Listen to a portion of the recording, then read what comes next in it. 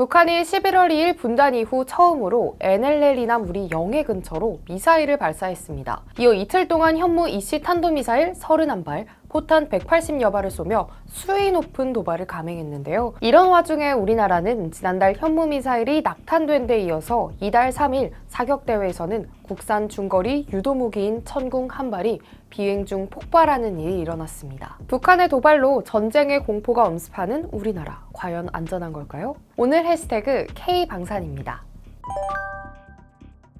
북한이 한미연합공중훈련 비질런트 스톰에 반발해 훈련 기간 동안 33발의 미사일을 발사하며 전례 없는 도발을 했습니다. 특히 지난 2일 하루에만 미사일 25발을 쐈는데 이를 금액으로 환산하면 무려 7천만 달러, 약 1,000억 원이 넘는 것으로 추정되는데요. 북한이 지난 8월 중국에서 수입한 물품 규모가 7,100만 달러인 것을 감안하면 북한이 한 달간 쓸 수 있는 비용을 하루 만에 미사일로 실어 발사한 겁니다. 이에 우리 군도 즉각 9.19 군사합의 위반에 따른 경고통신을 보냈고 맞대응 사격으로 응수해 현재 양국의 위기감이 고조되고 있는 상황입니다. 그런데 지난달 북한 도발에 대응하겠다며 사격한 현무 EC 탄도미사일이 예정 방향의 반대 위치인 비행장 내 골프장에 떨어지면서 주민들이 공포에 떨었던 사고, 이 뉴스 기억나시나요? 이번에는 공군이 개최한 사격대회에서 중거리 유도무기인 천궁이 비행 중 폭발하는 사고가 있었습니다. 게다가 또 다른 요격 미사일인 패트리엇은 오류로 인해서 발사 자체가 진행되지 못했는데요. 우리나라의 방산, 이대로 괜찮은 걸까요? 결론부터 말씀드리자면 좋습니다. 우리나라의 방산업은 글로벌 방산업계에서 K방산으로 불릴 만큼 전 세계적으로 주목받고 있는데요. 사실 앞서 말씀드린 천궁의 폭발 사고는 2017년 전력화 이후 처음 있었던 실패 사례입니다. 앞서 17번 발사했는데 모두 성공했거든요. 천궁의 성공률은 선진 방산과 비교해도 뛰어난 기술력을 보여주거든요. 이런 기술력을 인정받아서 최근 폴란드와의 수출 계약에서는 2개월 만에 K9 자주포를 출하할 만큼 공급 속도가 빠르게 늘고 있습니다.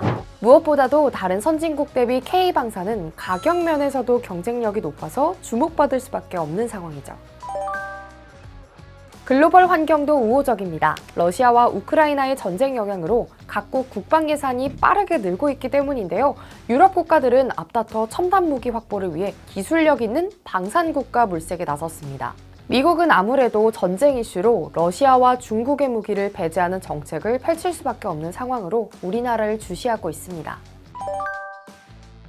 최근 우리나라는 폴란드 등 유럽 국가와 대규모 무기 수출 계약을 잇따라 체결하고 있습니다. K방산이 빠른 수출 증가세를 보이자 방산 수출 1위 국가인 미국마저도 기존 고객을 잃을까 노심초사하고 있습니다. CNN의 보도에 따르면 미국은 한국의 방산 경쟁력을 가성비로 분석하고 한국의 방산 수출 동향을 예의주시하고 있습니다. 익명의 미국 방산업계 관계자는 미국 정치매체 폴리티코를 통해서 한국의 무기 수출이 폴란드로 끝나지 않을 것이라고 말했습니다. 그도 그럴 것이 폴란드가 지난 7월 148억 달러 규모의 무기를 발주할 예정이라고 발표한 데 이어 지난달 천무 288문을 추가 구매했고 동유럽의 에스토니아 역시 한국의 K9 자주포 18문을 주문하는 등 대규모의 수출 계약이 이뤄지면서 K방산의 위력을 가감없이 보여주고 있기 때문입니다.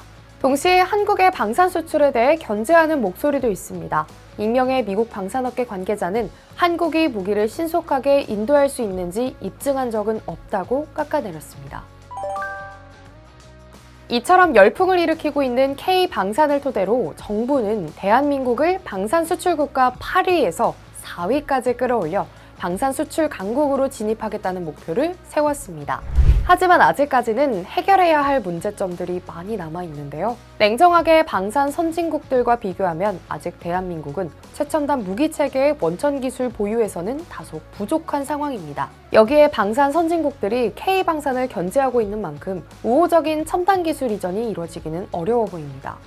결국 내부적으로 경쟁력을 높여야 한다는 얘긴데요. 우리나라 방산업은 소수의 대기업이 시장 대부분을 장악하고 있는 구조인 만큼 첨단 기술을 보유한 강소기업이나 스타트업 등이 적극적으로 시장에 참여하고 성장하기 위해서는 정부의 지원이 뒤따라야 할 것으로 판단됩니다. 정책 신뢰도를 높이고 진입장벽을 낮춰주는 노력이 병행돼야겠죠. 글로벌 시장에서 저력을 드러낸 K방산의 열풍은 어디까지 이어질까요? K문화에 이어서 새로운 K열풍으로 떠오르고 있는 우리나라의 방산업이 어둡기만 한 우리나라 경제 상황을 밝혀줄 등불이 되기를 기원해봅니다. 오늘 제가 준비한 얘기는 여기까지입니다. 구독과 좋아요, 알림 설정 잊지 마시고 다음 시간에 봐요. 안녕!